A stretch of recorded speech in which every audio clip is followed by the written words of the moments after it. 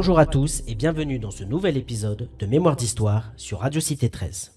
Aujourd'hui, nous revenons sur un événement marquant de l'actualité spatiale récente, le départ vers la Station spatiale internationale de l'astronaute française Sophie Adenau. Un moment important pour la France puisqu'il s'agit de la première Française à rejoindre l'ISS depuis près de 25 ans et sa mission se poursuit actuellement en orbite. Tout s'est déroulé le vendredi 13 février 2026 à 11h15 heure de Paris. Depuis Cap Canaveral, en Floride, le lanceur Falcon 9 de SpaceX a décollé avec succès. À son sommet se trouvait la capsule Crew Dragon transportant 4 astronautes. La Française Sophie Adenau, les Américains Jessica Meir et Jacques Attaway, ainsi que le cosmonaute russe Andrei Fedyaev. Le lancement s'était déroulé parfaitement et la capsule avait entamé son voyage autour de la Terre. Comme prévu, elle avait ensuite rejoint la Station spatiale internationale située à environ 400 km d'altitude le 14 février à 21h15 heure de Paris. L'amarrage à la station avait marqué le début d'une nouvelle mission scientifique en orbite, toujours en cours aujourd'hui. Pour Sophie Adenau, ce voyage représente une étape majeure. Âgée seulement de 43 ans, ingénieure en aéronautique devenue pilote d'essai, elle est astronaute au sein de l'Agence spatiale européenne. Avec ce vol, elle est devenue la 11e astronaute de nationalité française à voyager dans l'espace. Après plusieurs années de formation, notamment pour voyager au bord de la capsule Crew Dragon, elle s'est engagée dans une mission d'environ 9 mois au bord de l'ISS. Durant cette mission de longue durée, Sophie Adenau participe à un programme scientifique particulièrement ambitieux. Plus de 200 expériences sont prévues tout au long de son séjour.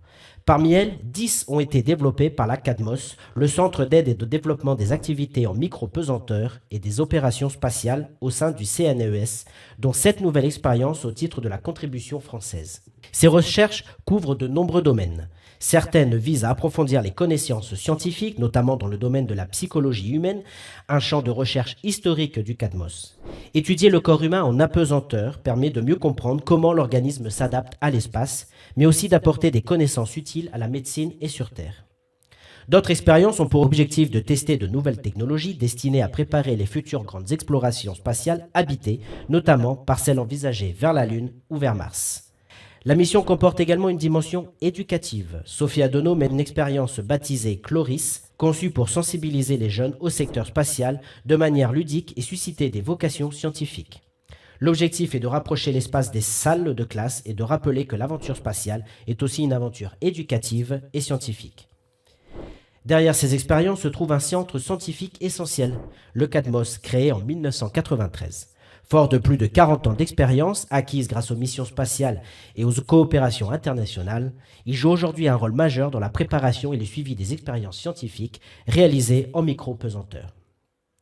Centre européen de support aux opérations de l'ISS, il accompagne les chercheurs, prépare les protocoles scientifiques et analyse aussi les résultats obtenus en orbite. Pendant la mission de Sophie Adenau, le CADMOS doit également opérer une trentaine d'autres expériences pour le compte de l'Agence spatiale européenne. Grâce à ses laboratoires, des salles de contrôle et sa collaboration avec le MEDES, spécialisé dans la psychologie spatiale, il constitue l'un des acteurs clés de la recherche spatiale européenne. Mais pour comprendre pleinement l'importance de ces missions, il faut se souvenir de l'histoire qui les a rendues possibles.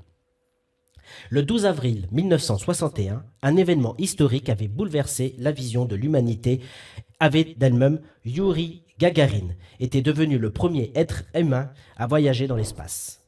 À bord de capsule Vostok 1, lancée dans le cadre du programme spatial soviétique, il avait effectué une orbite complète autour de la Terre en peu de plus de 108 minutes.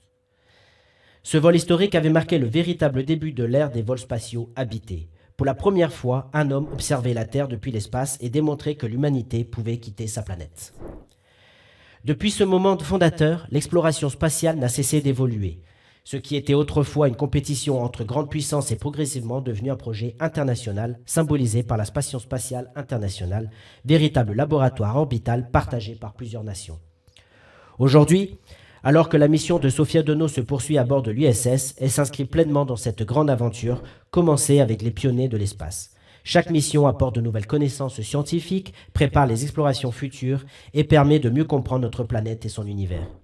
Plus de 60 ans après le vol de Youri Gagarin, l'aventure spatiale continue donc de s'écrire et la France y tient toujours sa place. Merci de nous avoir suivis et à très bientôt pour un nouveau numéro de Mémoire d'Histoire sur Radio Cité 13 où nous continuerons à explorer ces moments qui relient l'actualité à la grande histoire.